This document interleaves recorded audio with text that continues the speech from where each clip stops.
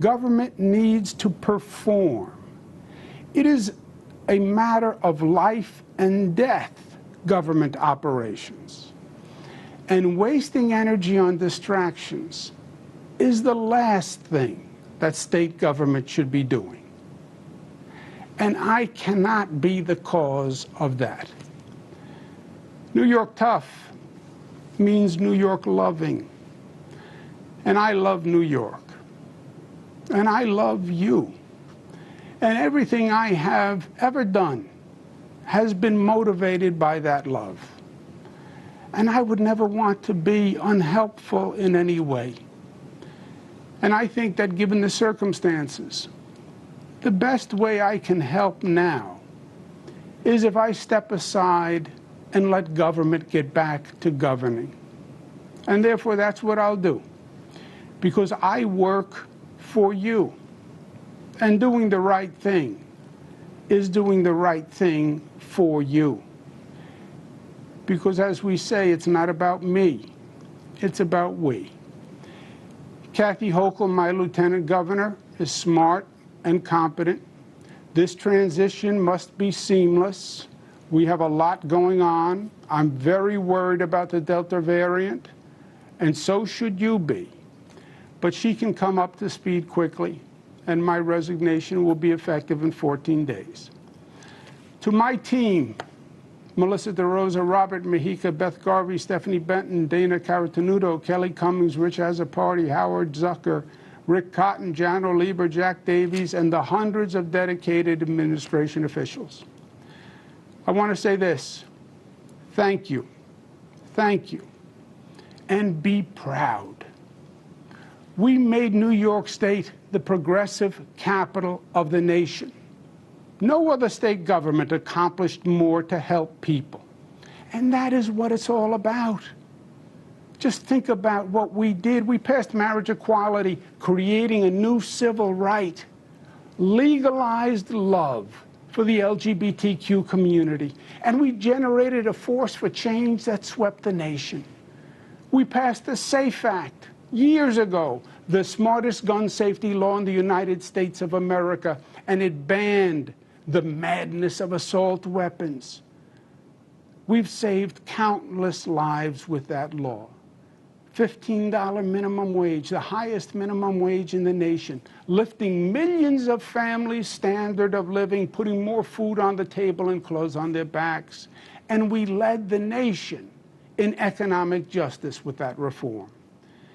We have managed every emergency Mother Nature could throw at us. Fires, floods, hurricanes, superstorms, and pandemics. We balanced the state budget, and we got it done on time, more than any other administration, because government should work and perform. Free college tuition for struggling families. Nobody in this state will be denied their college dream because of their income. We have built new airports, rail, transit, roads all across this state, faster and better than ever before. And more than any state in the nation. The most effective green economy program in the nation. We did more for Black and Latino families than any other administration. We did more for working families. We did more for our union brothers and sisters. We did more to battle racism and anti-Semitism. Today, so much of the politics is just noise, just static. And that's why people tune it out. What matters is actually improving people's lives. And that's what you did.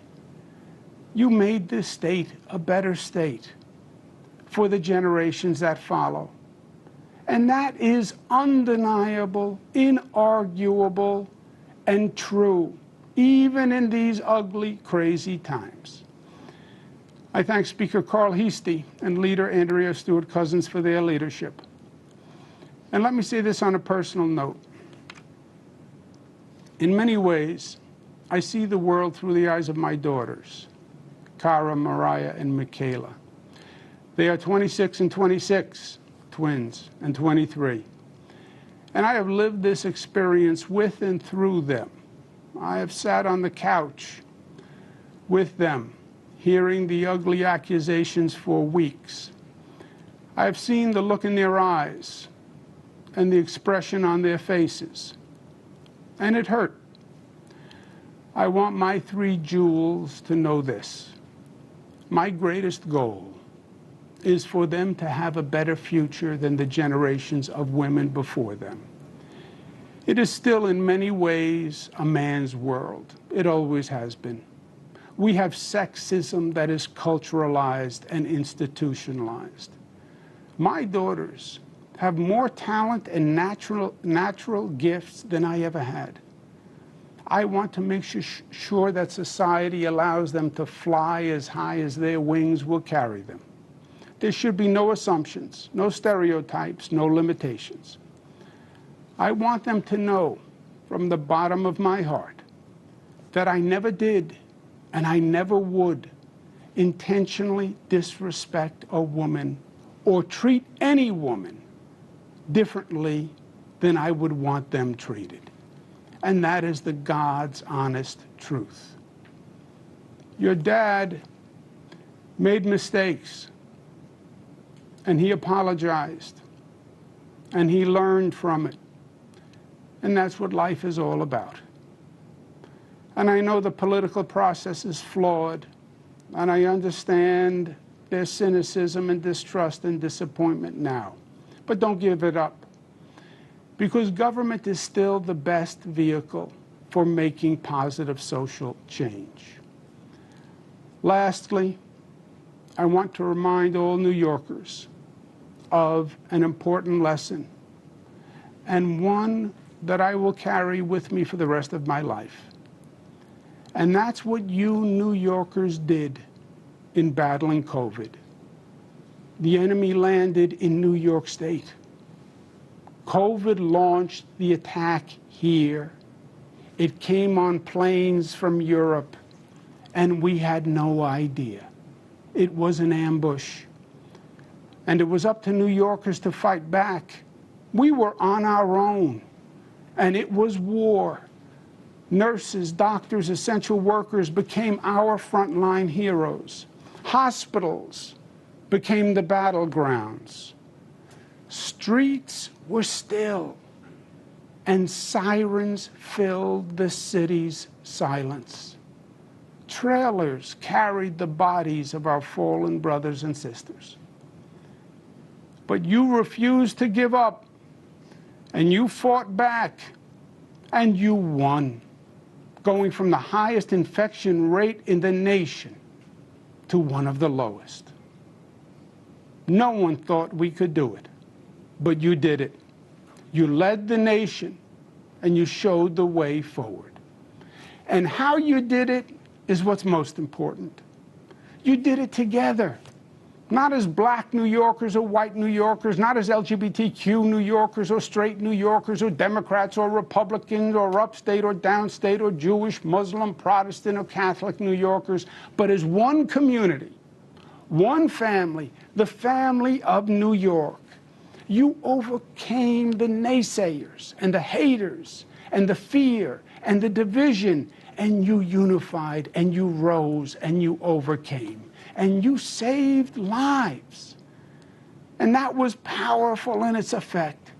It was beautiful to see, and it was an honor to lead. Please remember that lesson. Hold it dear and hold it up high for this nation to see, because it is New York State at her finest, creating her legacy, fulfilling her destiny, giving life and animation to the lady in the harbor, saying, "Excelsior, we can be better, we can reach higher," and proclaiming E pluribus unum, out of many one, unity, community, love. That is our founding premise and our enduring promise. And that is the salvation of this nation that it so desperately needs to hear. Thank you for the honor of serving you. It has been the honor of my lifetime. God bless you.